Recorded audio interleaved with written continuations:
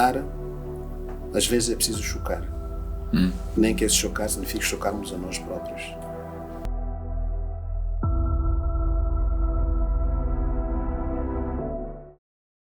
Sejam todos bem-vindos ao Caminhos do Executivo, um podcast que explora os desafios e as estratégias dos líderes e gestores executivos por forma a elevar aquilo que é a liderança e amplificar vozes. Eu sou o Brito. E eu sou o Gustavo, e hoje no primeiro episódio temos o Paulo César, um profissional com cerca de 24 anos de liderança executiva, com uma carreira quer formação escolar, quer profissional invejável, passando por várias atividades. O Paulo possui um mestrado em gestão de recursos humanos pela Dublin City University, com uma especialização para gestão estratégica de RH pela PUC, em Minas, e pela Universidade Politécnica, além de um bacharelato em Relações Internacionais e Diplomacia pelo ISRI. Instituto Superior de Relações Internacionais. Correto. A carreira do Paulo abrange vários segmentos, desde setores privados a ONGs. O Paulo atualmente trabalha para uma empresa ou organização chamada Karingani, que vamos explorar mais lá para frente no contexto das nossas questões e debates com o Paulo. Passou por várias outras empresas como a Gipeg Moçambique. O Paulo é conhecido como um profissional com caráter muito, muito forte, confiável, uma pessoa com um perfil muito misto em termos de ser pai de família, ser presente na família, mas também um profissional invejável, não só pelo trajeto que tem a nível profissional, mas também pela autodedicação que tem tido nos últimos anos em absorver mais e fazer mais e aprendendo mais. Bem-vindo, Paulo.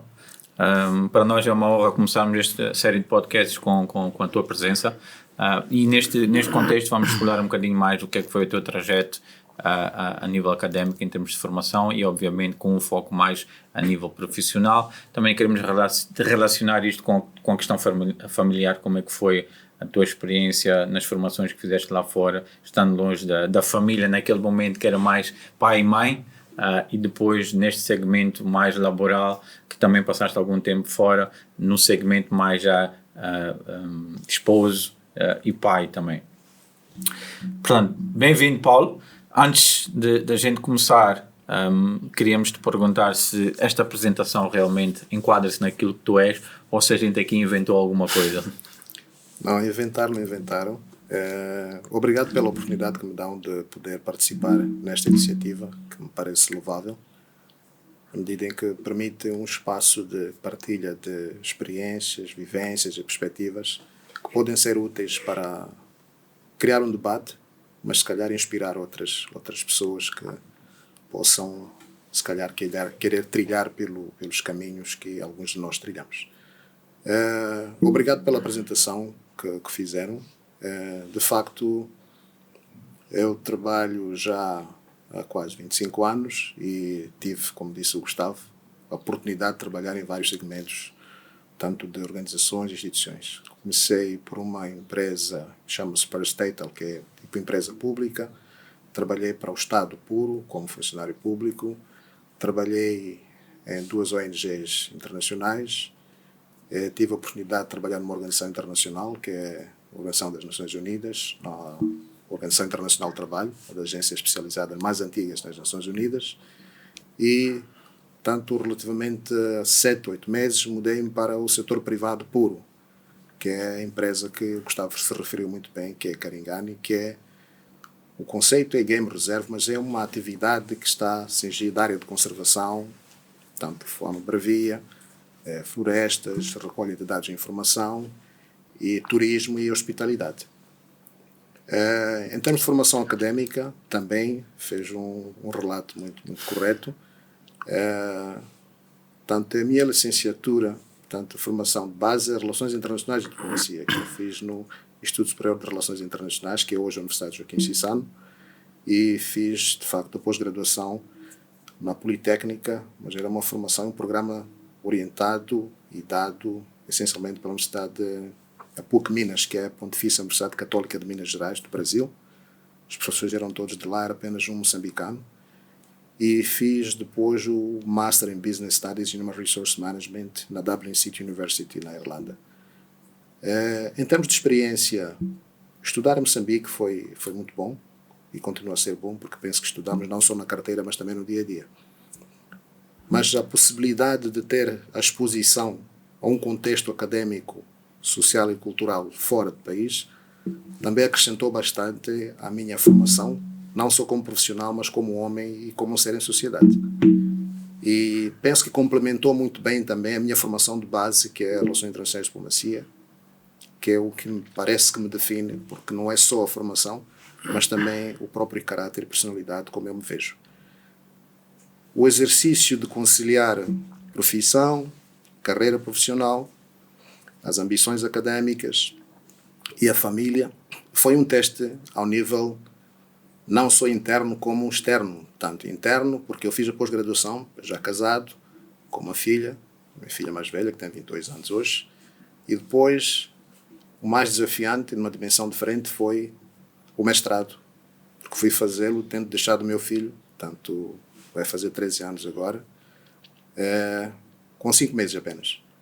Ok. Mas era o momento certo para mim, tanto a nível pessoal, a nível profissional. Era preciso que eu tivesse esta oportunidade de espreitar outros ares, mas também de fazer uma espécie de introspecção. Estava num momento de uma espécie de encruzilhada da vida e precisava de me conhecer um pouco melhor e regressar um pouco a mim e saber se, de facto, as dificuldades no trabalho, os constrangimentos na interação com as pessoas, no trabalho e fora dele, as minhas percepções sobre o mundo, se era um produto de problema meu como indivíduo ou mesmo uma necessidade ou um percurso. E não posso, de facto, deixar de referir que foi uma das experiências mais gratificantes que eu tive e uma das melhores decisões que eu podia ter tomado. Mas antes disso, tive a oportunidade, enquanto estudante do Instituto Superior de Relações Internacionais, de frequentar de abraçar duas oportunidades de estágio fora do país. E foi interessante pela idade em que eu fui nessa altura. Tinha, portanto, 23, 24 anos. Estive em França para fazer um estágio de aperfeiçoamento linguístico durante um mês, no Alliance Française de Paris, como estudante de Relações Internacionais. A língua é fundamental. O inglês, o francês e agora o mandarim e outras línguas, não é? E depois tive também a possibilidade de estar um mês e meio no Instituto Holandês de Relações Internacionais, o Klingendijk Institute, a fazer também um estágio de aperfeiçoamento da formação, um complemento à formação que era, tanto um curso chamado Prática Diplomática para Oficiais Moçambicanos. Éramos um grupo de 25 e tínhamos todos moçambicanos. Todos moçambicanos, tanto extraídos de vários organismos do Estado, e estudantes éramos nós.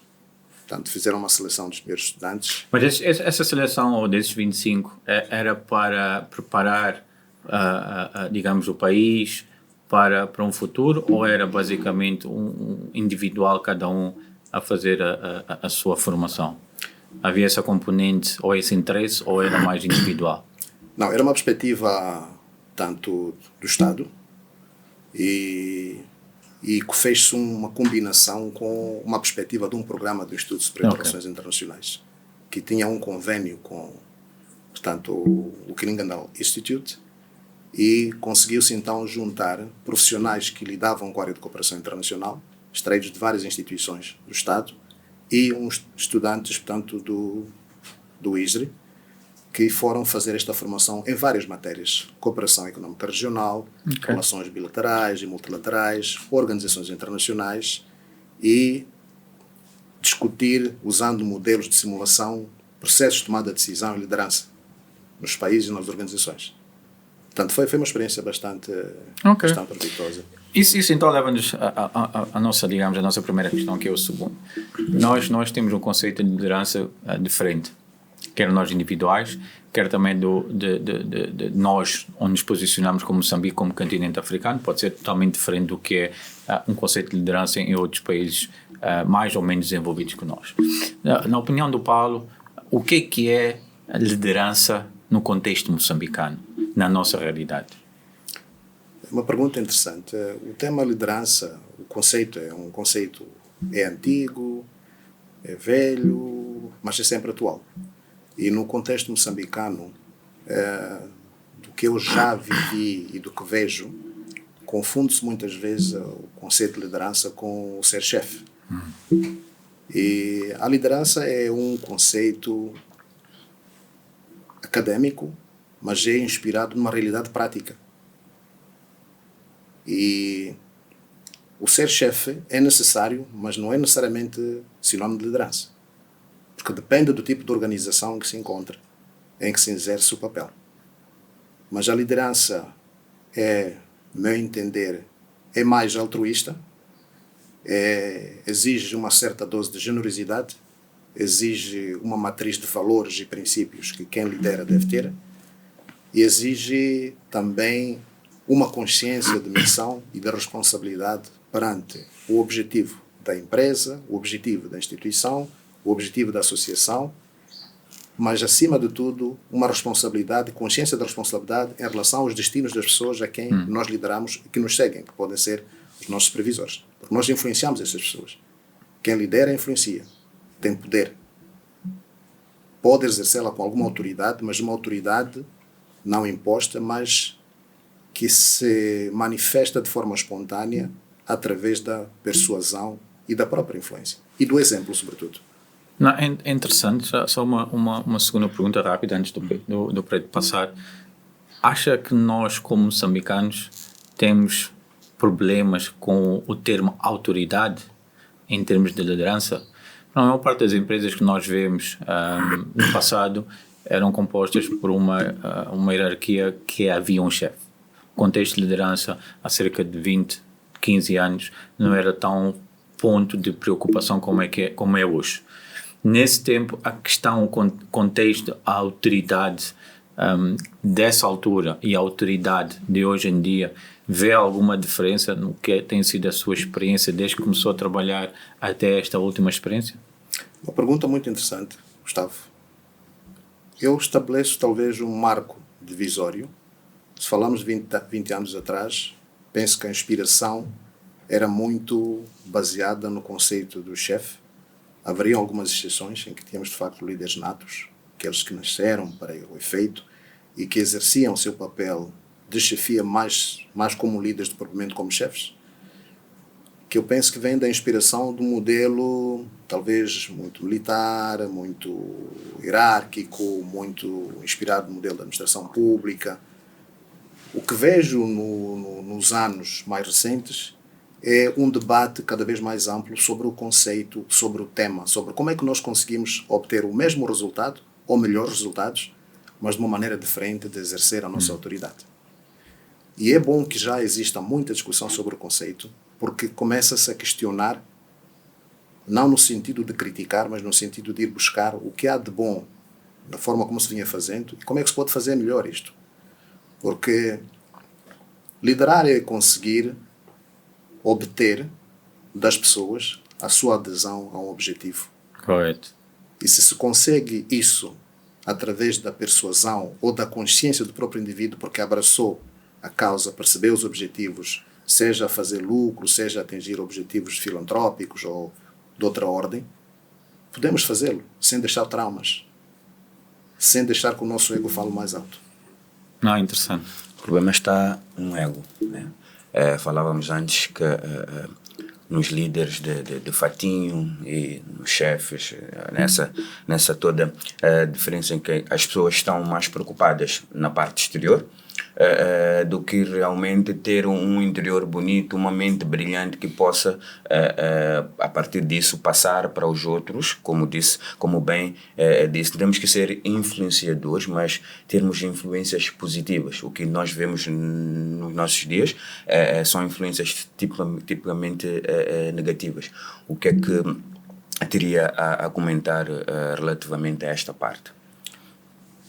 Obrigado, Preto. É interessante, porque um líder é um influenciador. É um influenciador porque ele está à frente dos destinos de uma organização, de uma empresa, de uma instituição, mas sobretudo está à frente dos destinos de vidas de pessoas.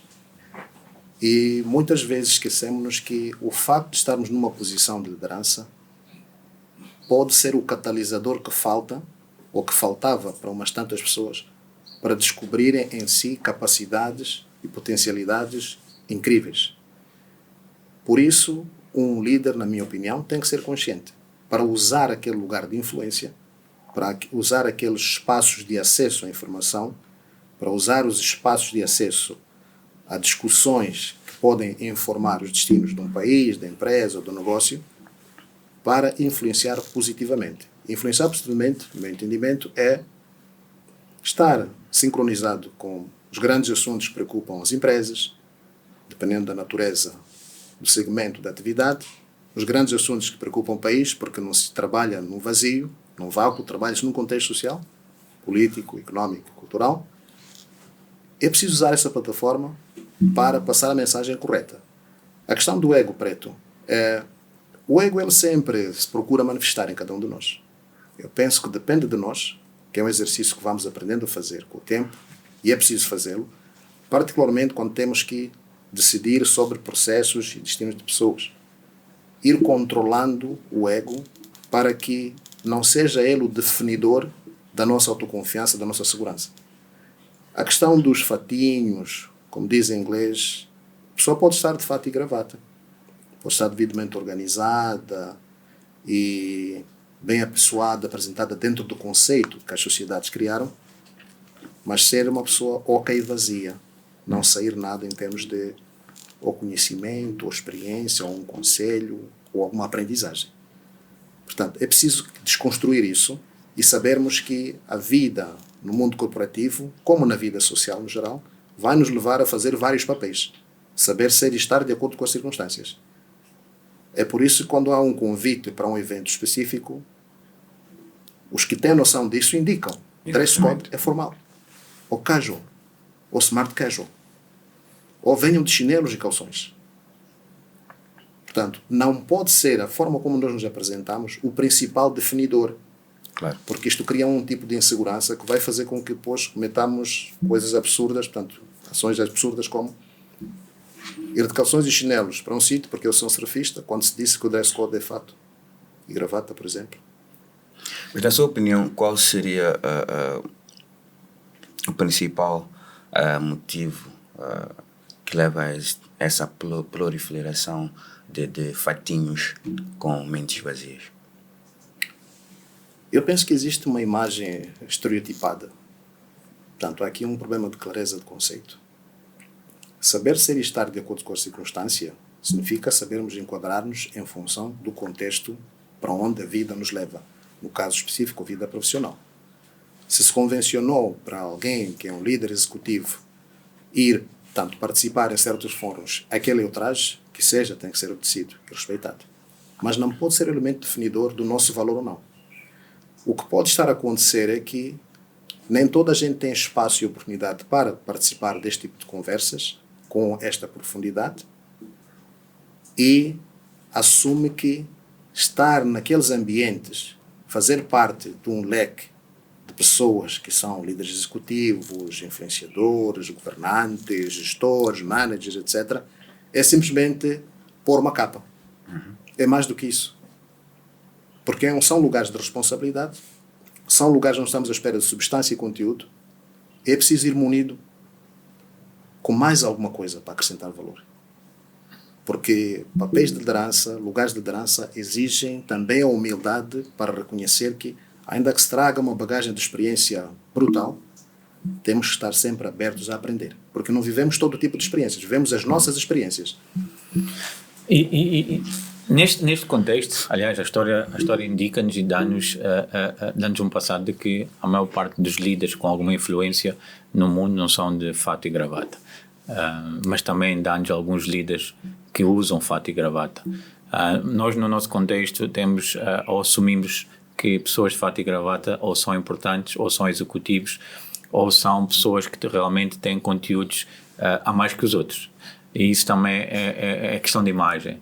É o perfil que nós achamos que as pessoas têm.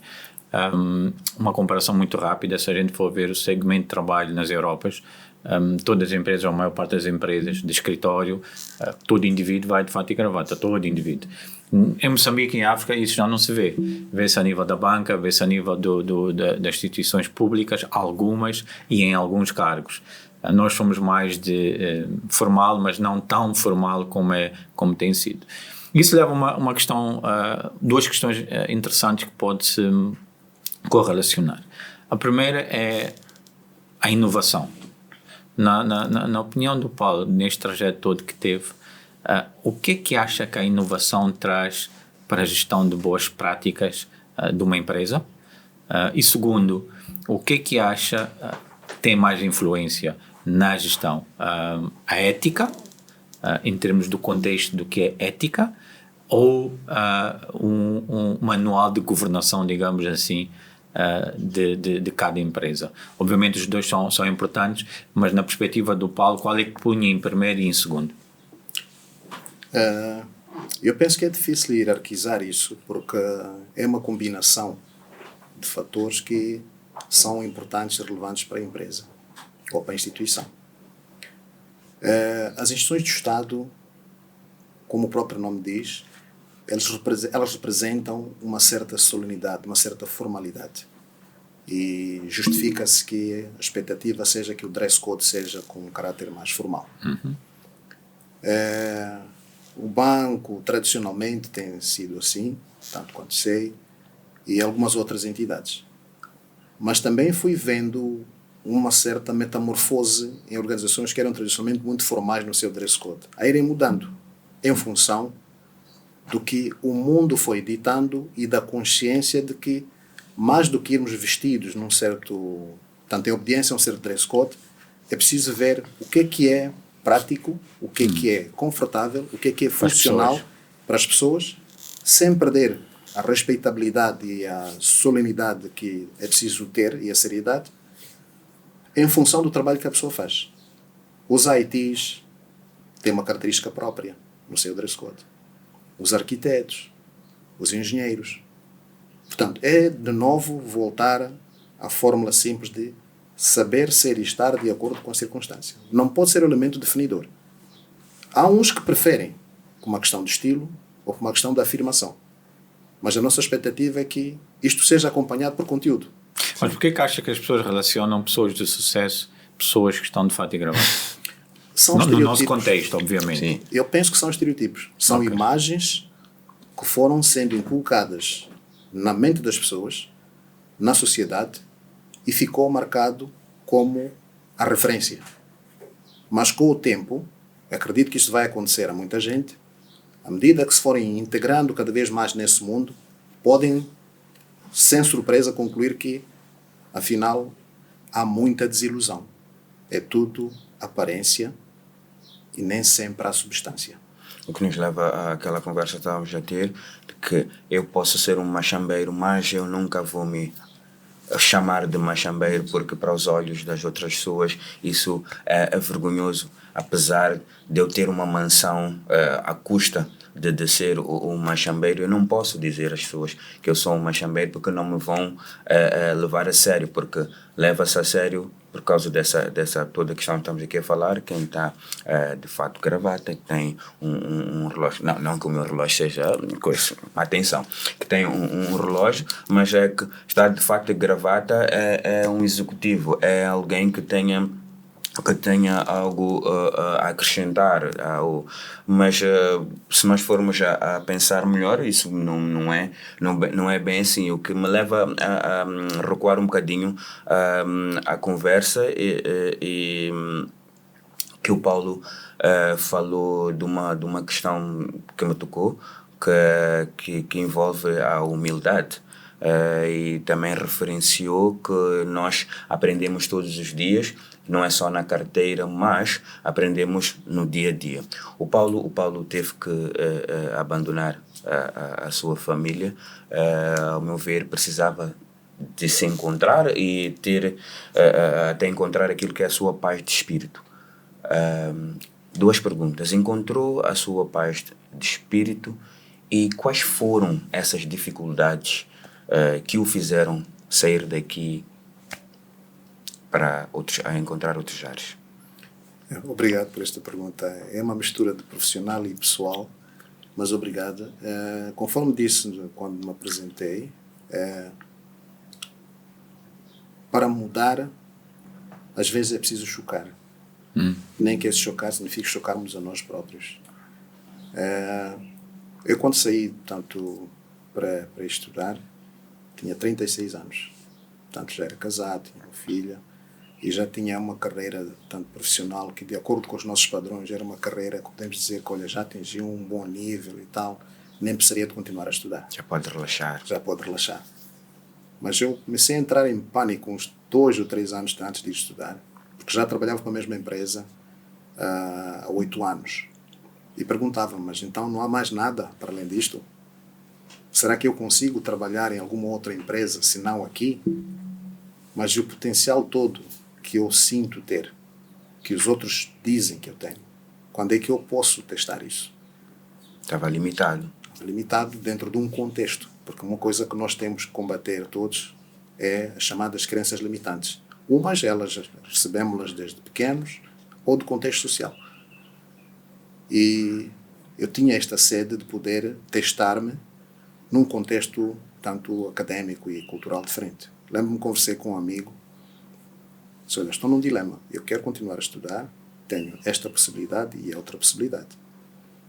Uma delas era aqui mesmo em África e outra era esta na Europa, na República da Irlanda. E ele disse uma coisa muito simples, olha, tu já testaste aqui, não é? Sim.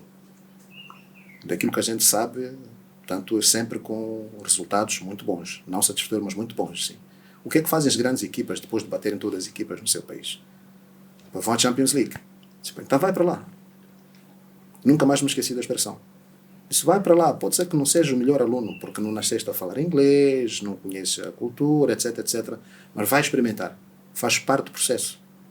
Para que possas amanhã voltar, se calhar trazer alguma coisa que possa ser também útil aqui portanto, para nós outros, os amigos. De facto, foi uma experiência muito interessante. Talvez o meu entusiasmo não me tenha permitido ver tantas dificuldades, porque eu abracei tudo como oportunidade de autoconhecimento e como oportunidade também para medir até que ponto o nível de conhecimentos que nós obtínhamos nas nossas universidades aqui tinha equiparação com outro contexto. E qual foi a conclusão? Nós temos um nível de preparação bastante bom, pelo menos para a época em que eu estudei, e deu para confirmar que, de facto, às vezes nós somos limitados pelas nossas próprias circunstâncias. Porque, tanto quanto sabe, muitos estudantes moçambicanos, quando têm a possibilidade de estudar fora, ou num contexto diferente, eles simplesmente explodem. Ou seja, nós teríamos a capacidade de criar a base da formação, mas não teríamos a capacidade de catapultar essa base para um contexto mais superior, mais desenvolvido? Eu penso que o facto das pessoas estarem a conseguir com sucesso terminar as suas formações, trazer uma visão que é uma espécie de fada de ar fresco para acrescentar ao saber que já existe cá, é sinal de que nós temos uma base boa. Mas o ideal era, de facto, que se conseguisse que não houvesse tanta necessidade de ir lá para fora. Embora seja necessário para criar pontes, para perceber como é que os outros funcionam e ter alternativa. Ok. É interessante. E anexando esta pergunta do Preto, costuma-se dizer que quem trabalha em África está preparado para trabalhar em qualquer outra parte do mundo. Primeiro, o Paulo concorda e se sim, por que é que acha? Eu penso que as adversidades ajudam a fortalecer o caráter, ajudam a descobrirmos em nós capacidades que não julgávamos possíveis. Ok. E nesse sentido é preciso estar grato a isso, sem querer dizer que vamos então multiplicar as dificuldades para os outros para que eles possam prosperar. Claro. Porque à medida que formos ultrapassando as dificuldades, outros desafios vão se colocar. Porque a geração hoje tem desafios diferentes da que nós tínhamos antes. Hoje existem os influenciadores digitais, os criadores de conteúdos, são profissões ou áreas de entertainment ou de ocupação que não existiam no nosso tempo, nem imaginávamos. Evolução. Isso leva a uma outra questão interessante, que é a questão das gerações. Possivelmente a minha geração, a sua, nós tínhamos ídolos Falo de Samuel Machel, falo de Nelson Mandela e por aí em diante. Hoje em dia, esta geração que vem depois da nossa, na opinião do Paulo, em termos de ídolos, o que é que eles podem se espelhar? Sendo que estes que eram da nossa geração são conhecidos pela nova geração, pela história, pelos livros, pela escola e por aí em diante, mas não foram vividos por eles o que estes ídolos conseguiram implementar. O que é o seu contexto em termos de esta nova geração podem se espelhar em quem? Por exemplo, Paulo agora mencionou um ponto muito, muito importante, que é a questão dos influencers.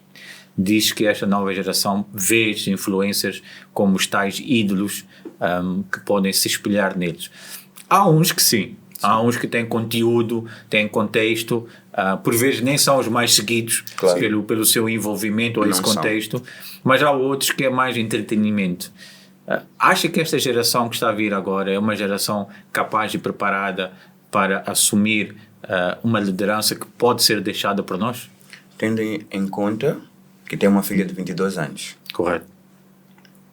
Então, e que tem uma rede social, que segue várias coisas. Então, nesse contexto. Se calhar para apimentar também, em conclusão de pergunta, acha que os influenciadores são uma boa influência nas pessoas ou nos jovens que consomem essa informação? Quando eu digo influenciadores, são aqueles mais virados para questões de entretenimento e de consumo, não para questões de ensinamento e por aí em diante. Bom, nós vivemos numa sociedade em que se fala de liberdade de escolha, que é uma economia aberta, mas mais do que uma economia aberta, é um mundo que é uma espécie de aldeia global, em que as distâncias geográficas, distâncias físicas, elas praticamente não existem, porque nós temos acesso ao mundo à distância de um clique, do telefone. Portanto, não vamos crucificar os nossos influenciadores, aqueles que têm conteúdos que não serão os mais inspiradores ou educativos. Temos é que fazer um trabalho de base, entender que a partir de casa, a partir da comunidade, a partir dos grupos de amigos. Temos que ter foco. As pessoas podem ter essas opções.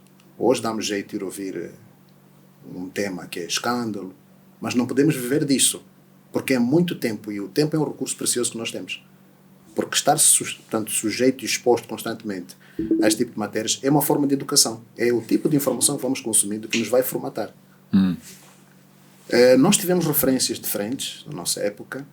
Tínhamos um país um bocadinho mais fechadinho ao mundo. Tínhamos programas curriculares mais estruturados, um pouco mais controlados. E havia uma visão clara de falar de líderes que eram considerados exemplos numa perspectiva de política, de independência dos países, etc. Hoje o que existe é um leque de opções maiores. Podem ser os artistas, os músicos, podem ser os atores de cinema. O que é preciso é dotar as pessoas, a falar de filhos, de referências que eles percebam e consigam discernir entre a ficção e a realidade. Portanto, há um trabalho que começa em casa, tem que ser complementado na sociedade. A sociedade significa os amigos, que é o contexto também que nos educa e educa os nossos filhos. E haver uma perspectiva, uma projeção sobre como é que nós queremos que as coisas sejam. Tem que haver um plano. Eu posso gostar de um artista hoje, amanhã apetece-me ver um outro, mas eu não posso perder o foco sobre mas qual é a minha essência, o que é que me motiva, qual é o meu drive, o que é que eu quero, e ter até uma visão sobre como é que eu penso que o país devia ser. Mas a questão de que acha que esta nova geração é uma geração mais preparada do que a nossa, ou uma geração que ainda precisa de ter um melhor acompanhamento para se calhar fazer o que nós fazíamos na idade deles, na altura em que o país estava? Eu penso que hoje há uma infinidade de recursos à disposição. E existe muita energia, muito fervor, muita sede e muita capacidade e potencial. O que é preciso é direcionar essa energia. Okay. Isso nós vemos com os nossos filhos pequeninos. A habilidade que eles têm de mexer num telemóvel, num computador. Vamos deixá-los só usar essa capacidade, esta curiosidade para aprender a jogar jogos, os videogames? Ou podemos fazer qualquer coisa para que aquilo seja um skill a ser usado e maximizado no futuro? Sim. Falaram de inovação há bocado nas empresas. Como é que a inovação transforma as empresas? A inovação, se quisermos falar de automação, que são ferramentas de apoio à gestão, tornam mais rápido o processo de tomada de decisão, tornam mais simples armazenar informação, tornam mais rápido fazer leituras e projeções a partir do cruzamento de dados e torna muito mais simples gerir os espaços físicos, substituindo os tradicionais arquivos em papel por arquivos digitais. Isso significa alterar a forma como nós organizamos os escritórios, por exemplo. O tipo de mobiliário, chamada ergonomia. Os espaços de iluminação. Traz outros riscos, como a questão das doenças, porque estamos muito tempo expostos aos ecrãs. Estamos muito tempo sentados. Que tipo de cadeiras é que nós temos de ter? Se isto antes era considerado luxo, hoje já não é considerado luxo. É uma questão necessária de se atacar, porque é uma realidade. A questão dos bancos, por exemplo, antes falava-se de informática como apenas um instrumento, tanto o computador, para datilografar textos, guardar alguma informação, fazer uns gráficos e fazer uma e outra simulação, modelos. Hoje fala-se de cibersegurança. Sim, os assuntos ou os problemas evoluíram comparando o que era no passado com o que era o correto. Correto? O Gustavo tocou aqui no assunto dos líderes do passado. Que desafios os nossos líderes atuais enfrentam hoje e, na sua opinião, quais seriam as soluções para sanar essas dificuldades e desafios? Obrigado pela pergunta, Preto. Permita-me talvez fazer aqui um comentário que penso que é elementar, como questão de justiça. Não é muito fácil comparar os líderes do passado e os de hoje por uma razão muito simples. É difícil fazer críticas ao passado à luz das exigências do presente.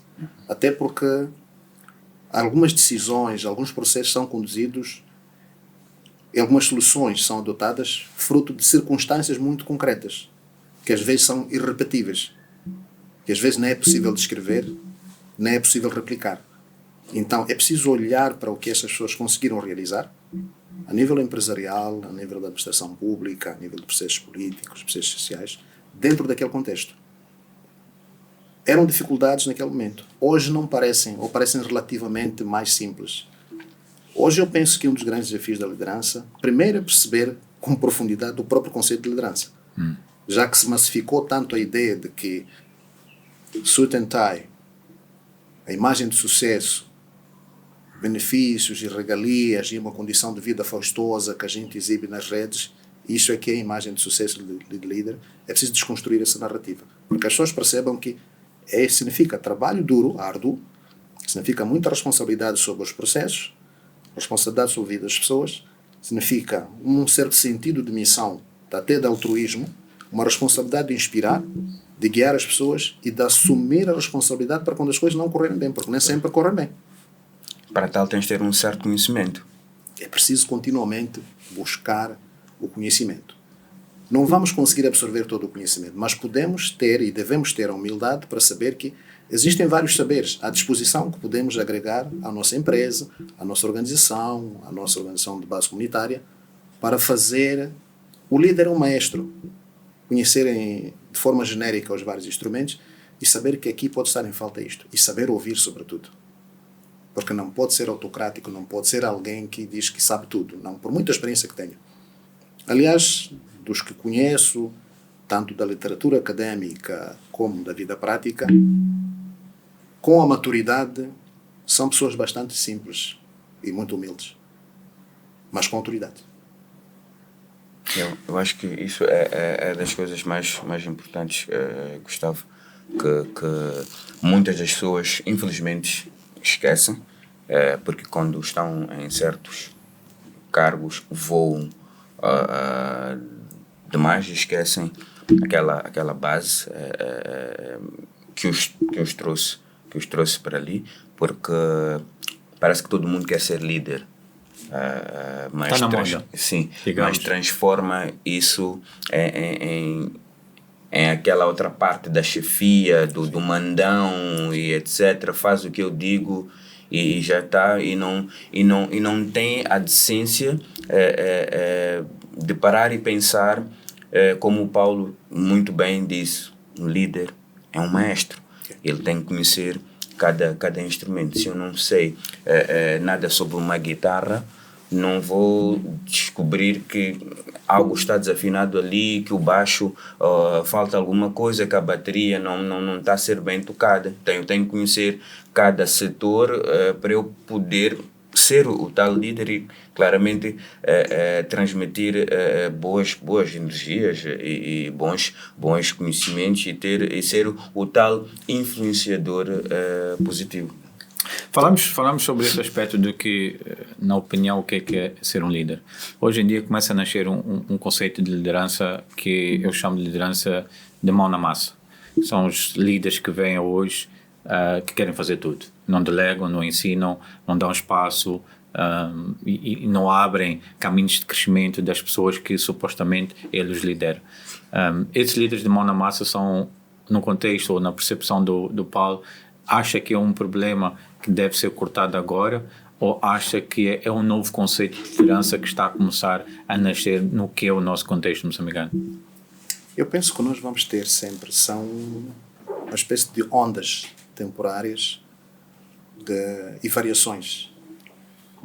Se calhar uma pessoa assim, com este perfil, pode ter sucesso num determinado tipo de organização. Mas se calhar replicando a mesma fórmula num outro contexto não terá sucesso. Portanto, é preciso contextualizar a abordagem. E algumas dessas abordagens são experimentais, porque ninguém vai para a universidade ou vai fazer um conjunto de formações e certificações internacionais nas instituições mais credíveis e volta e fica líder. Ok, faz sentido. Há aqueles que têm de forma inata em si atributos que consegue-se perceber que no grupinho ele sempre tem uma ideia, as pessoas sempre o seguem. Este pode ser colocado numa espécie de viveiro e lhe dando mais tanto responsabilidades e testando para que ele possa de facto usar esse poder, esse carisma e influência para inspirar os outros para coisas boas e positivas. Na nossa história, quem que enquadraria como exemplo para essa definição de líder nato? Acho que por aquilo que aprendemos na escola e por aquilo que eu vivi um pouco como moçambicano, penso que o Presidente Samora Machel, por aquilo que eu consegui sentir, porque eu fiz parte do grupo dos continuadores, da Associação dos Continuadores, ainda me lembro, pequeno, uma visita que ele fez à província onde eu vivia, portanto a Zambésia, uma energia especial naquele momento. Tenho o exemplo do meu próprio pai, que é uma influência muito grande que eu tive, e quanto mais vou amadurecendo, vou compreendendo melhor. E existem outros a nível mundial. Aqui na região temos obviamente Nelson Mandela, li o livro O Longo Caminho para a Liberdade, e por causa disso ganhei o gosto pela leitura de biografias para perceber o percurso, o caminho e as duras penas que muitas pessoas que foram elevadas a certos estatutos e patamares passaram para chegar onde chegaram. Ok. E atualmente cá em Moçambique, quem para si é um líder Desta nato? nova geração, digamos pós-Samoras, o que é que acha que pode ser usado como um exemplo de moçambicanos? Estamos a falar de moçambicanos. Moçambique com moçambicanos, não de estrangeiros. Se não há também, pode dizer que não vê ninguém. Existem vários. O que se passa é que eu vejo-me confrontado com o dilema que eu chamo que é o dilema de maturidade, que é começar a perceber que há muita coisa que algumas destas pessoas fizeram produto de circunstâncias e espaços que eles tiveram para fazer. E não de realmente algo construído, talvez progresso. Não algo construído. Então seria difícil apontar. Okay. Mas há muitas pessoas em várias áreas de destaque que estão a conseguir quebrar barreiras e abrir portas no mundo da música, das artes, mesmo na política, tanto a nível de programas de desenvolvimento económico. Posso falar de líderes como pessoas, mas também como empresas. Sim. Em termos da sua ousadia e inovação a nível de intervenções e coisas que estão a fazer. Eu acho que nessa questão há uma pessoa, uma imagem que realmente consegue juntar um passado e o presente. Que para mim, na minha opinião, é basicamente a Graça Machel, que traz o que era os ideais de um passado para um presente que precisa desses ideais, dessa educação. E acredito que ela, com o trabalho que tem feito, tem desenvolvido algumas comunidades. E isto leva-nos às últimas perguntas que temos para o Paulo, que têm a ver com o empoderamento de mulheres e basicamente o que é o projeto do Paulo atualmente agora na empresa onde está. Entre aspas, está também na moda, com muita razão, começarmos a dar mais poder às mulheres. Fazer um empoderamento, dar as mesmas condições e ir para em diante. Por que o Paulo acha que só agora é que há este conceito de preocupação em começar a construir este espaço para as mulheres e no passado não haveria? Era uma questão de falta de confiança nas mulheres, de confiar que não teriam a capacidade de liderar ou a capacidade de fazer. Qual era a sua opinião neste segmento? Primeiro, Gustavo, obrigado por fazer referência à doutora Graça Machel, que recentemente recebeu este prémio, como tanto uma mulher líder, com créditos firmados, um exemplo. E penso que é uma honra para nós como moçambicanos que ela seja moçambicana, se bem que ainda que fosse de outro país, continuava a ser um grande exemplo. Graças a Deus. Exato. Eu penso que não se pode falar propriamente, pelo menos não é assim que eu vejo, Gustavo, em termos de dar o poder às mulheres. Porque dar o poder às mulheres significa ser um pouco paternalista. Nós teremos a reconhecer a capacidade potencial que elas têm. Trata-se, penso eu, de elas conquistarem este espaço. O que eu penso que tem que mudar, se falarmos em termos comparativos, o antes e o hoje, é o nosso conceito em relação ao lugar do homem e da mulher. A percepção de relações de género. Porque nós vemos num contexto, em sociedades, em que tradicionalmente nós vemos a mulher num papel subalterno, em que já temos o chamado preconceito de dominância masculino a definir no subconsciente de qualquer um de nós que mulher só pode fazer certo tipo de trabalhos. Não pode ousar fazer coisas diferentes. Até dizemos que isso é trabalho de homem. Às vezes as próprias mulheres dizem isso. Sim. Mas nós assumimos isso pelo historial que temos.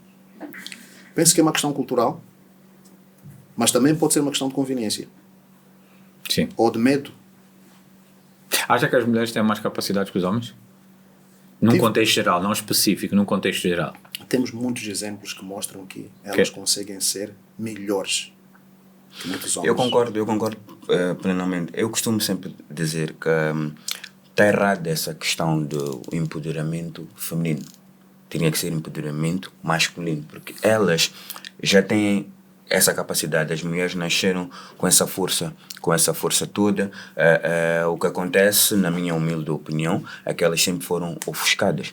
Talvez por essa questão cultural ou por outras coisas que se possam afirmar. Mas que a mulher sempre foi forte e é bíblico que o maior sempre servirá ao menor. Então, essa questão do empoderamento é muito complicado de se conversar, porque cada um de nós sempre vai puxar a sardinha para a sua brasa. O homem vai sempre querer empoderar a mulher e claramente ser paternalista e mostrar que ele que tem a força. E como o Paulo disse bem, até as próprias mulheres que dizem isto é trabalho do homem.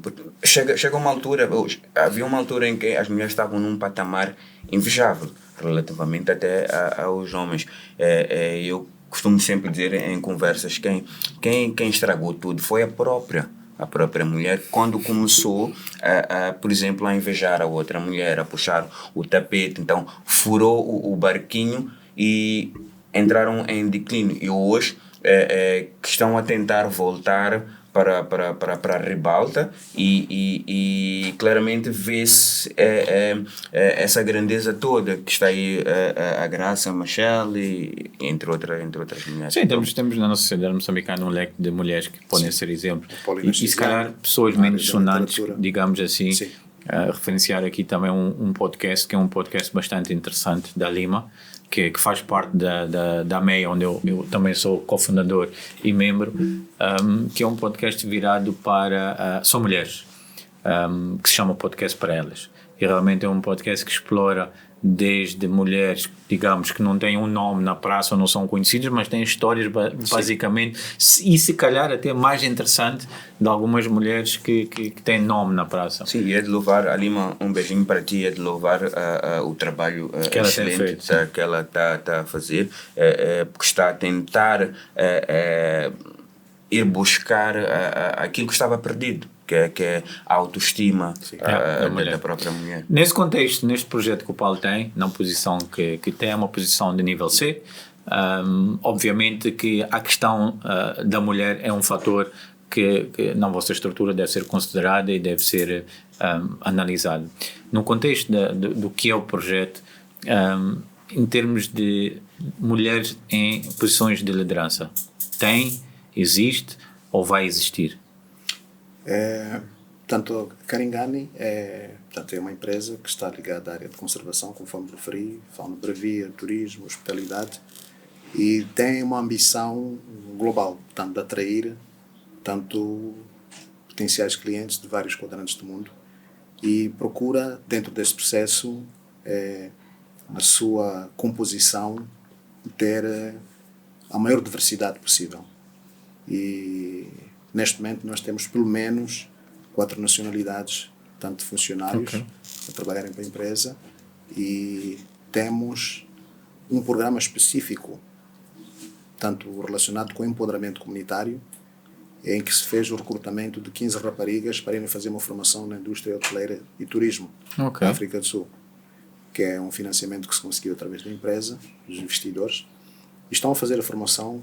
Portanto, é uma formação durante 1 ano, em língua inglesa, e são de comunidades onde Caringani está inserido, que é no distrito de Massingir, e são pessoas que, sem esta oportunidade, não teriam tido, provavelmente, portanto, esta visibilidade e o potencial de futuramente poderem vir prestar serviços num conjunto de empreendimentos que vão ser construídos lá na região, remotamente, a atender clientes que vêm de várias partes do mundo. Portanto, é uma questão que nós levamos a sério, não só ao nível da comunidade, mas ao nível também da gestão.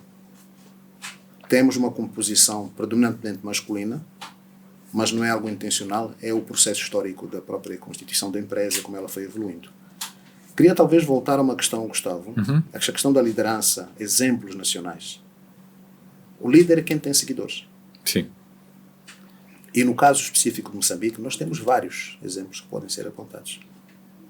São pessoas que têm capacidade de persuasão, ou por uma forma ou por outra, inspiram as pessoas, seja pelo seu discurso, pela sua eloquência, pela mensagem, ou pela mensagem de esperança, inspiração que dão às pessoas. E vocês referiram bem, são várias áreas. A diferença é que temos aqueles que todos têm a possibilidade de ver porque têm acesso à televisão, têm acesso às plataformas, têm mais exposição, mas temos aqueles líderes anónimos que têm as suas histórias aparentemente pequenas, mas que estão a mudar vidas. Estão nas entrelinhas. Nas entrelinhas. Sim, eu pessoalmente esses dou mais valor, porque são pessoas que vêm de dificuldades, e essas dificuldades o ensinaram a ser esses líderes. E são essas histórias que realmente são mais cativantes, porque além de trazer a questão da liderança, traz a questão da experiência do que é que foi, sim, da pessoa até chegar ao nível que está. Nós temos em Moçambique muitas pessoas em posições de liderança que vieram, digamos, de berços de ouro, que não sabem o que é as dificuldades, mas temos, e a história também nos ensina, que a maior parte dos líderes genuínos vêm das dificuldades. Sim. Aliás, nas empresas, normalmente um líder nem tem uma posição de chefia, digamos. Um líder não é o chefe, não é o supervisor. O líder pode ser até o próprio operário que está ali a fazer alguma coisa, que tem esta capacidade de ter pessoas a seguir. Sim. Porque realmente tem algum conteúdo que os faça seguir. Exato. Nesse contexto, o Paulo, se tivesse que dizer 3 atributos, assim, em 3 palavras, do que é que seria um bom líder, na sua opinião, para o nosso contexto em Moçambique? Isso é muito desenvolvimento, só isto. Eu penso que o líder tem que ter consciência de do seu papel e influência sobre as pessoas, da responsabilidade e de um certo desprendimento e altruísmo no exercício da sua missão. E tem que ter a humildade para reconhecer que não sabe tudo e buscar conhecimento continuamente. Seja estudando, seja investigando, ou seja, rodeando-se de pessoas que sabem um pouco mais sobre certas matérias específicas e saber ouvir e aglutinar estas soluções que possam vir a ser propostas. Isso já faz parte da pergunta que eu já queria fazer, que é... sabemos que muitos jovens abrem empresas, estão em cargos, mas gostariam muito de ser líderes. Que conselho é que poderia dar, conselhos específicos, para quem um dia quer se tornar um grande líder a vários níveis? Obrigado por essa, Preto. Primeiro, só o facto da pessoa já ter a ousadia de empreender, criar qualquer coisa, já é um sinal muito grande que a pessoa tem qualquer coisa dentro de si que o motiva para agir, tem uma dinâmica, tem uma força interior. O conselho a dar é que, depois de atingir o objetivo, que é constituir a empresa, começar a vender o seu produto, estabelecer parcerias, tem que perceber que vêm agora novos desafios, que é a responsabilidade adicional de poder encaixar no tal fato que tanto queira envergar, já no novo papel. Há muitos que conseguem fazer a transição, mas há outros que se frustram no meio do caminho. Portanto, seria, primeiro, continuar a investigar, procurar figuras inspiradoras que já tenham percorrido caminhos similares. Podem ser pessoas de muita visibilidade, podem ser pessoas com histórias de sucesso e fracasso, acertos e erros. Pode ser também através da participação ou associação de comunidades práticas, que são pessoas que estão em áreas similares ou outras, que têm conhecimentos e vão partilhando estes conhecimentos em plataformas diversas. Mas, acima de tudo, estar ciente de que tem que assumir a responsabilidade pelos seus atos e não se esquecer que está ali também pelos outros. Porque a responsabilidade depois fica grande demais para a pessoa pensar só em si. Exatamente. Porque o que a pessoa faz influencia a coletividade e a sociedade. Okay. São diversas famílias que também estão a depender de uma mesma cabeça, que se a cabeça não for funcional, claramente que cria um efeito dominó. Tem um bom exemplo, porque isto depois tem repercussões a nível da sociedade a partir da própria família, do trabalhador, seja o líder ou os supervisados. Porque ninguém trabalha só por trabalhar. Há uma expectativa de obter rendimentos, realizar coisas que podem dar uma satisfação emocional, uma satisfação psicológica, mas já uma satisfação material concreta. Quer ter um nível de vida decente, quer poder passear, quer poder ler um bom livro, quer poder estar com os amigos e fazer um passeio. E estas coisas todas têm a ver com a capacidade que a gente tem de criar os equilíbrios necessários. Portanto, não podemos ficar nós doentes como líderes e fazer os outros adoecerem, claro, por causa da forma como nos gerimos ou lideramos tanto a organização. Ok. Para finalizarmos, uma última pergunta. Moçambique este ano vive um ano muito importante, não só pelo que está a acontecer no Norte, mas também porque é um ano de eleições presidenciais. Tem-se muito falado nos mídias o que é que deve ser o próximo presidente, que skills, que características deve ter para conseguir gerir o país nos próximos 5 anos. Na opinião do Paulo, o que é que acha que devia ser os skills deste novo presidente? O que é que ele acha, na sua opinião, que ele tem que trazer para catapultar Moçambique para um nível melhor do que temos atualmente? Eu penso que, seja quem for que venha a ser o presidente, primeiro tem que ter consciência do que é ser presidente. Do que é estar à frente dos destinos deste país. Tem que ter consciência de que este país tem regras que estão plasmadas numa Constituição, que tem instituições, que tem vários conhecimentos, tem vários saberes nessas várias instituições, nas organizações e nas empresas. Tem que saber das potencialidades que Moçambique tem por conta dos recursos minerais, dos recursos naturais, por conta da sua posição geopolítica e geoestratégica a nível da SADC, por exemplo. tem que ter noção dos desafios que o país enfrenta ao nível de exposição a eventos climáticos extremos e tem que saber, sobretudo, quais são as capacidades, as potencialidades que Moçambique tem e quais são as fragilidades. E saber como funcionam os processos de articulação, negociação com o mundo exterior, porque ninguém vive sozinho, mas tem que ter, acima de tudo, humildade, capacidade de ouvir as pessoas, aglutinar consensos e ter consciência também de que qualquer decisão que tomar vai vincular o país e milhões de vidas. Que este Moçambique é um, não há Moçambique B, para uns não tem espaço aqui, vão para o outro lado. Temos que resolver os nossos assuntos nós. Portanto, tem que ser alguém altruísta, alguém que percebe que está para servir. Ok. Obrigado, Paulo, por estar cá connosco. Este é o fim, portanto, finalizamos aqui o primeiro episódio. Agradecemos ao Paulo pela disponibilidade e por todos os insights e também por partilhar connosco o que foi esta experiência nestes poucos 45 minutos. Agradecemos especialmente aos nossos patrocinadores que também fazem possível o programa arrancar. Muito obrigado. Até lá, eu sou o Gustavo. Obrigado, Paulo. Poderíamos ficar aqui o dia inteiro. Foi uma autêntica aula de sapiência. Eu já quero ser um líder e tenho aqui claramente as bases necessárias para poder almejar isso. Creio eu que quem está lá em casa também vai conseguir poder dar os passos necessários para esse tipo de ações.